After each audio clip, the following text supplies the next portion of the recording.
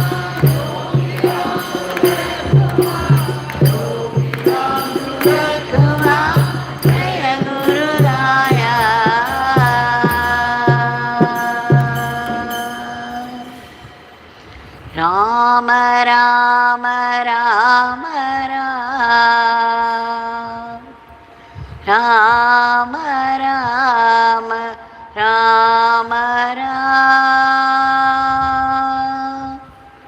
Rama Rama Rama Rama Rama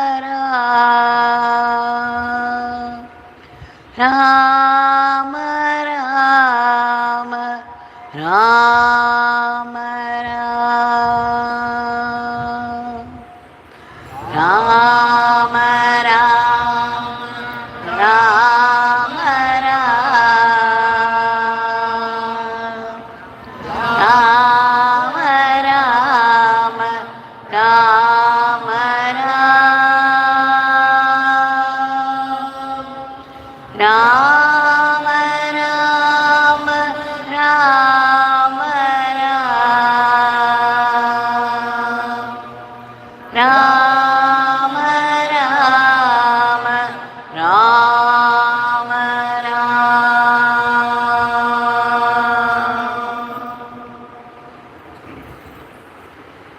भगवान श्री योगी राम सूरत कुमार की सर्वं Yogi Ram Surat कुमारार्पणमस्तु।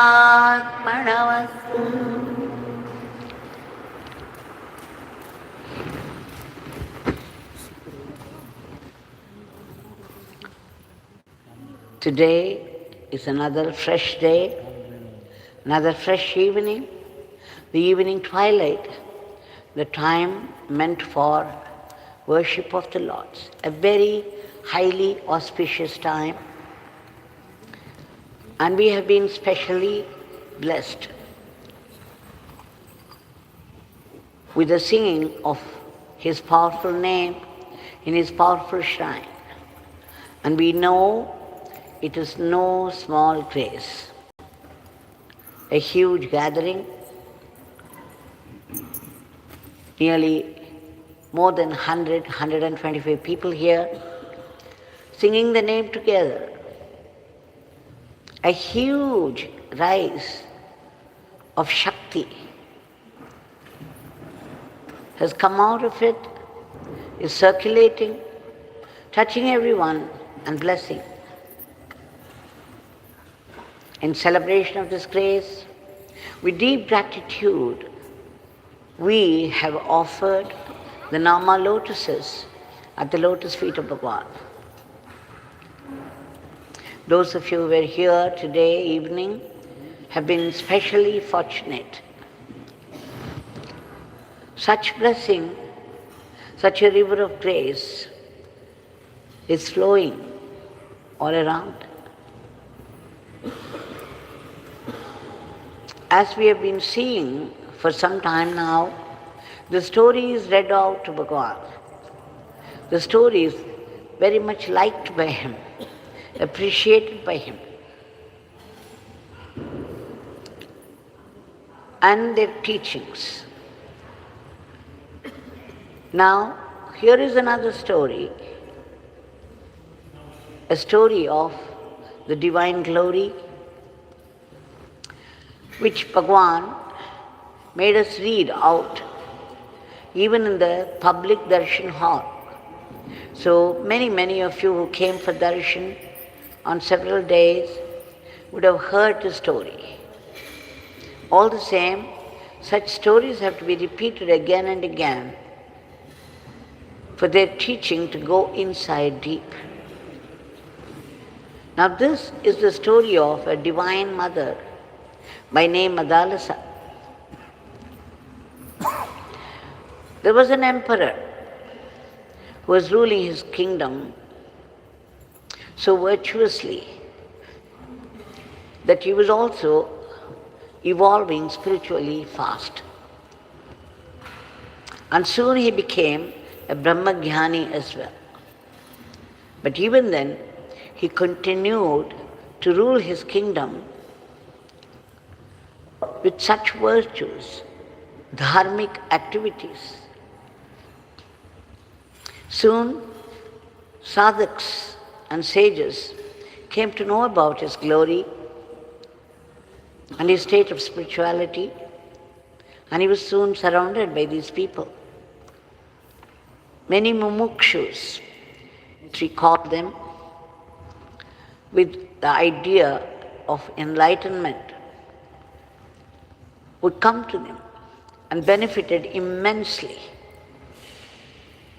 One of them was his own daughter, Madalasa, the princess, who listened to her father, practiced everything that he had heard, and finally reached that state of a Brahmagyani that she was established in that. Now she began to live in Sahaja Samadhi, as we call it. That is, established in the absolute and moving in the relative, playing her role meant to be played. Soon the princess reached the age of marriage, and her father married her off to a neighboring country king, Ritudvaja. Madalasa didn't mind it at all, but she knew that she had to play the role, and it was only a role play. She agreed happily, but she asked her husband, Ritudvaja, only one boon. She said, when the children are born to me, please let me bring them up in the way I prefer to. The king thought it was reasonable enough, and he knew her state of spirituality. He agreed readily. Soon, a son was born to her, and then she asked him, the king, to name it. The king said, it is Vikrant. Madalasa laughed. Now the king was a little baffled. He didn't understand why Madalasa was laughing, and he could not bring himself to ask also, so he let it at that. But after that, Madalasa took the child in her lap, and she began to bring the child up with the songs of a Atmagyani. The songs were all like this: you are not the body, you are the all-pervasive Brahman, you are the pure consciousness, you are Chit, you are Sat, you are Ananda. She kept on singing such songs, or even while rocking the child. And the child grew up with such ideas, lofty, lofty ideas. And soon, when he became a boy of 14, he thought, why live this life? Especially as a king, or a prince too, a king, and rule this kingdom and all. For him, nothing seemed to matter. He developed a high vairagya, dispassion towards all that is worldly. And then he told his mother, left the palace and went to the forest and got immersed in samadhi, became a Brahmagyani. Now the king watched the whole thing. He said, okay, this is only the first son, let's see. And soon the second son was born, and Madalasa asked him to name the child. Now this time, Ridutvaja, he named his son Shubhahu. Bahu means the shoulders and the hands, the limbs. It means the one with handsome shoulders or very strong shoulders, which is an indication of the valor of a person. And again Madalasa laughed. The king didn't understand why she laughed, nor would he ask her.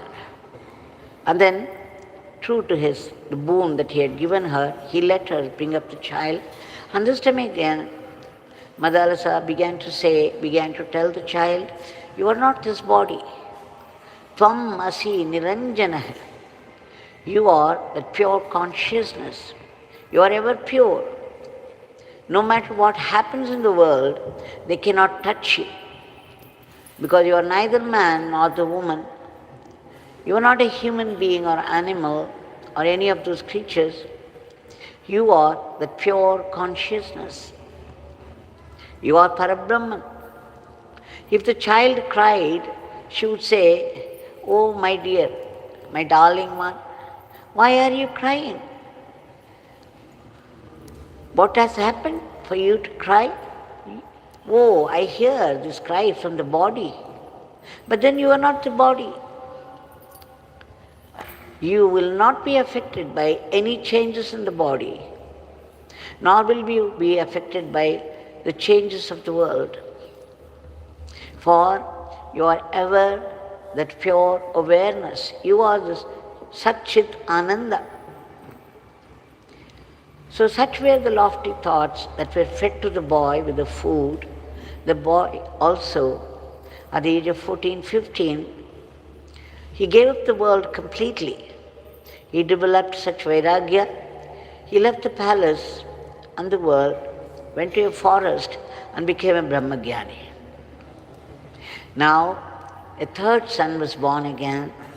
And again, Madalasa asked the king to name the child. And the king this time named him Shatrumardhanan. It means he would kill his enemies and triumph over them. Again Madalasa laughed. The king, of course, could not bring himself to ask for some reason or the other, but he felt very sad about it, that she should laugh at all. He let it at that. And again the same story repeated in the case of Shatrumardhanan also. She said, you are Shatru to no one. Nor will you kill anybody, because nobody can be killed. There are no others. You are the only existence. You are Satchit Ananda. You are the pure awareness. And you are not this body. The child grew up amidst all these lofty thoughts again, lofty ideas. And soon the story repeated itself. At the age of 15, this boy also left everything, went to the forest and became a Brahmagyani. Now 3 sons, very beautiful sons of high quality, had to leave the palace to choose the life of a bhikshu. And the king was terribly affected by all that. He felt deeply. And then this time, when she conceived, he became very alert. He was now well prepared for what was to come. So, when the child was born, he said to her, Madalasa, every time the child was born, you asked me to name and then you laughed. Now this time, you named the child. And then she called the child Alarka. The king was very shocked. He could not believe that his wife could name someone by this name, Alarka. It means a mad dog. What a name for the prince. And the king, of course, got very angry. He was also very sad that he chose such a wife. But he contained himself and asked her why she laughed the other 3 times and named this child something which is beyond anybody's imagination. She said, O king, the first one you called Vikrant. It means a person, someone who moves from place to place. But he is the Atma, he is the soul, he is the pure awareness which is all pervasive.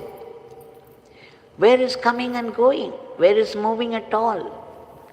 And then the second time the son was born, you named him the one with strong shoulders, which means he is valorous. But then, what is valor? There are no others. There is only the self. And he is that self. So whatever you named would not suit him at all. So I laughed. And the third time again it was Shatrumardhanan, the one who kills the enemies, triumphs over them. Again, for the self, where is a friend? Where is an enemy? There is neither friendship nor enmity. For that which is pure awareness, again, it was most unsuitable for the child, so I could not help laughing. When you can name the children who are pure awareness with something not suitable at all, why should I not name this boy a mad dog? You think he's a prince, and I think he's a mad dog, and both are a lie. In truth, he is only the Atman. The king said, Madalasa, whatever you say is the highest truth, but I do not live in that world. My ideas are different. The world is still a reality to me, and there is this huge kingdom which I have looked after so well. I have ruled it with dharma. I want a son who is as efficient as I am, who could rule this kingdom very well. So I beg you, Madarasa, please listen to me. This time, you will not bring him up in the same way, but you have to teach him all that he has to be taught to be a great king, a great emperor of this kingdom. All that is required. He must be intelligent, educated, well-versed in arts and sciences, especially the science of war. Madalasa agreed somewhat reluctantly, but then she has given him her word, and she kept up. She taught this boy Alarka everything that is to be taught to be a great king of the kingdom. And the king was all the time thinking that if he could have a son who would be a great emperor for this land, he and his wife would go to the forest and pursue sadhana there. So now he said, Madalasa, the time has come. Now he has become a very qualified, highly qualified king, and we can now move towards the forest. So just before leaving, Madalasa presented the son with the ring and said to him, my dear boy, if there is a time when you feel disgusted with the world, you feel the emptiness of living, I would like you to open this locket, this ring, and see what is inside. He agreed, and of course, he ruled the kingdom very well, but then there came a time in his life when he suddenly began to feel withdrawn from the world. His mind would not go after the world, the worldly possessions, the worldly joys. He did not know why, because when Madalasa brought him up, though she taught him everything that would befit a king, all the time she looked upon him as the very self, as the pure consciousness, the pure awareness that he is the Supreme Brahman. He is the Atman. He is not the body with an identity, a limited identity. So that kind of attitude of Madalasa towards her son was hidden from everybody, but all the same they had gone deep into the child, though he was not aware for a long time when he ruled the kingdom so efficiently, effectively. Now suddenly all that had gone inside deep had come up to the fore, and he felt to withdraw from the world altogether, go to the forest and pursue sadhana, just as his brothers did.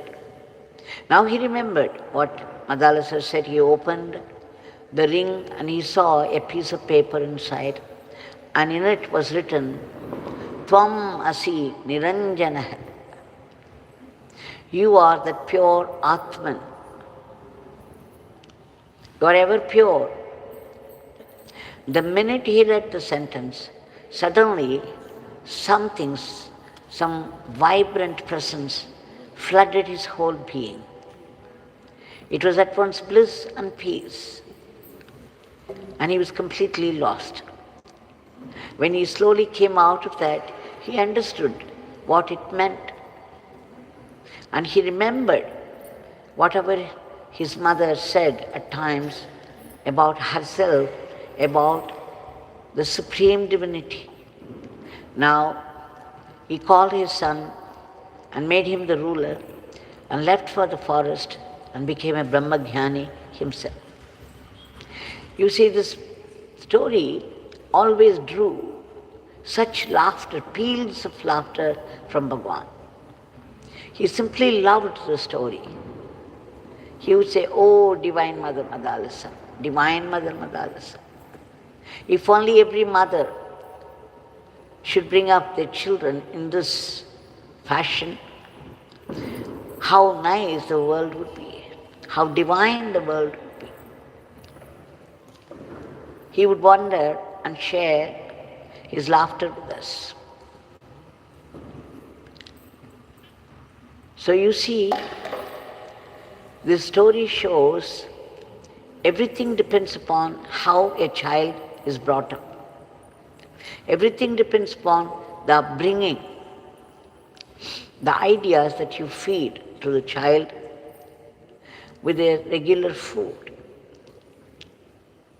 So we cannot all be Madalasas, but we can at least train the children, give them the awareness of God. We can sit with them on Sundays, chant the divine name, do some puja and offer some food to God and share the prasad with the whole family so that the children would know there is God and there is His name, and this Nama chanting would benefit everybody immensely. Yogi Ram Sarat Kumar Bhagavan often said, the goal of life is only God. And it's only when you remember God, you truly live. Other times when you forget God, even though you are breathing in the body, you are dead. That remembering God is dharma, forgetting God is adharma.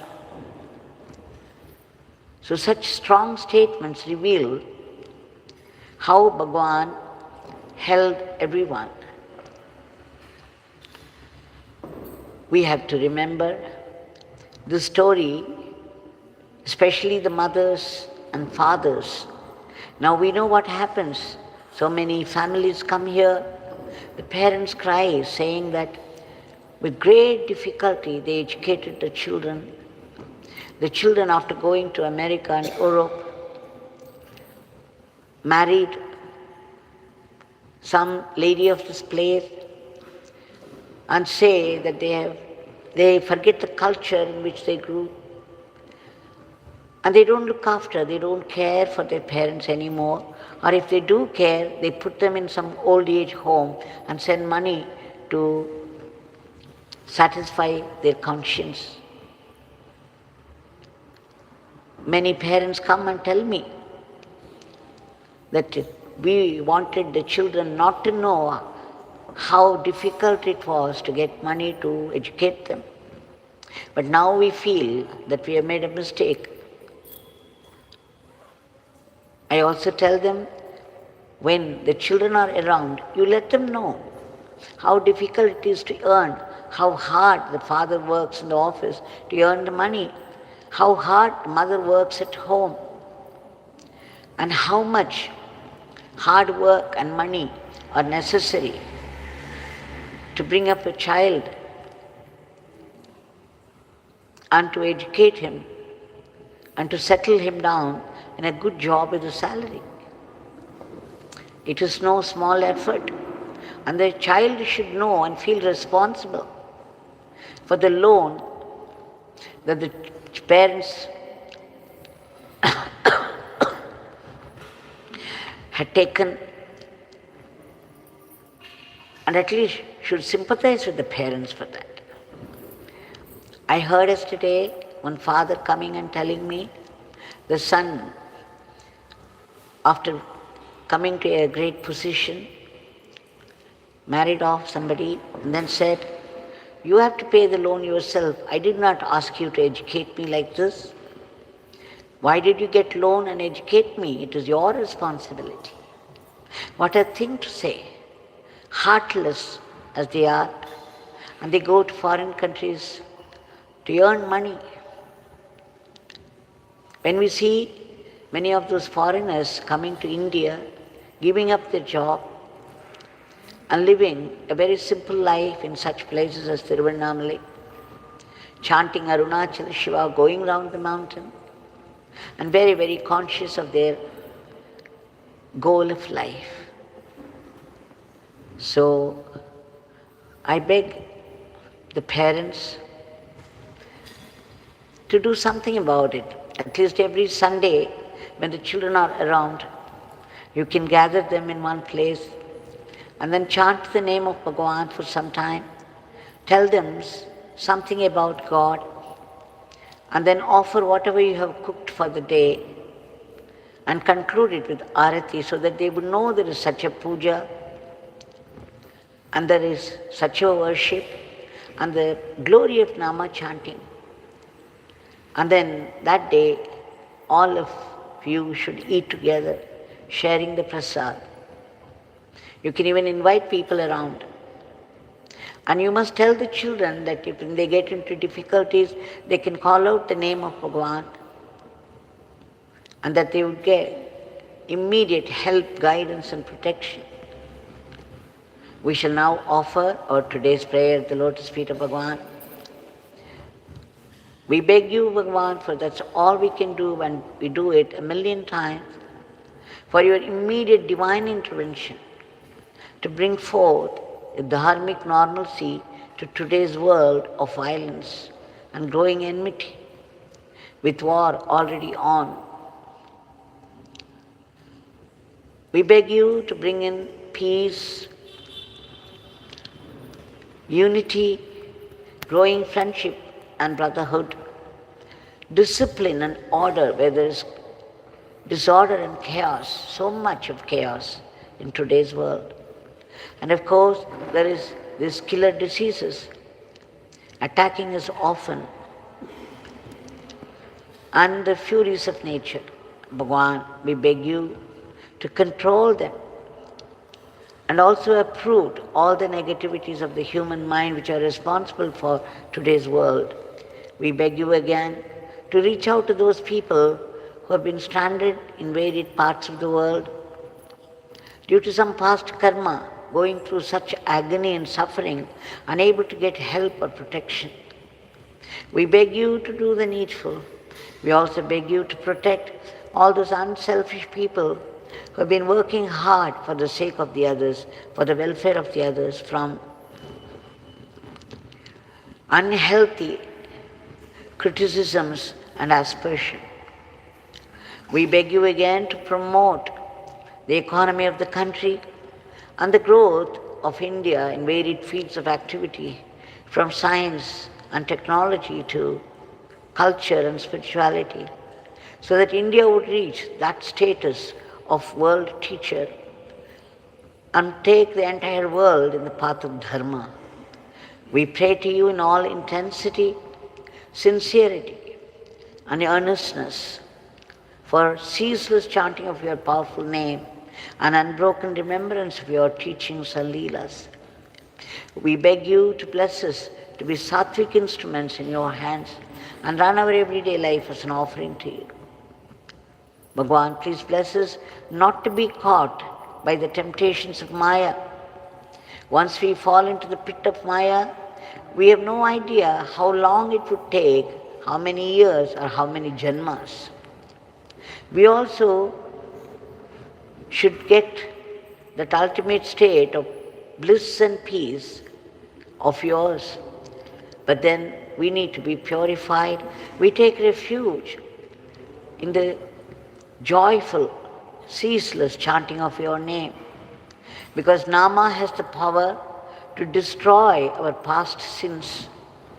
When the past sins are destroyed, our mind also simultaneously gets cleaned up. The fear, anger, jealousy, passion, they are all the residues of our past experience of the past janmas. We also take refuge in joyful service to you, no matter where we are and what work falls into our hand, be it an office or a household, and that in the spirit of service to you with no unhealthy competition or jealousy. All that would go into Atma Shakti. Please bless us to practice acceptance of whatever life brings to us, be it a joy or sorrow, knowing coming from you, from the source, it has got to be a blessing meant for our spiritual growth and closer kinship with you. Bhagavan, please bless us to be able to feel your living, vibrant presence everywhere and in everything. And also bless us to know that it is your will that's behind all the happenings of life. And Bhagavan, when there is an attack of some past karma, instead of collapsing and resenting you and blaming others for our failures, moving away from you, we should be able to withstand with greater faith and strength. And we know that you have given word that for those of us who chant your name and do your seva, that your Father would convert all our difficulties into great blessings. Please bless us to be grateful to you even for the adversities of life. We beg you again, for the sake of all the species of the cosmos, for your powerful blessings, to lift them up to a higher plane. And finally, we seek that liberation from the vicious cycle of births and deaths, for which the root cause is the ego, the selfishness, the I and mine, the aham bhavam, that I am the body idea. Please bless us with Atma Bhava. Please bless us with that immortal life. Please bless us with that eternal living and eternal servitude to you, the eternal supreme divinity. Jai Yogiram Sarat Kumar.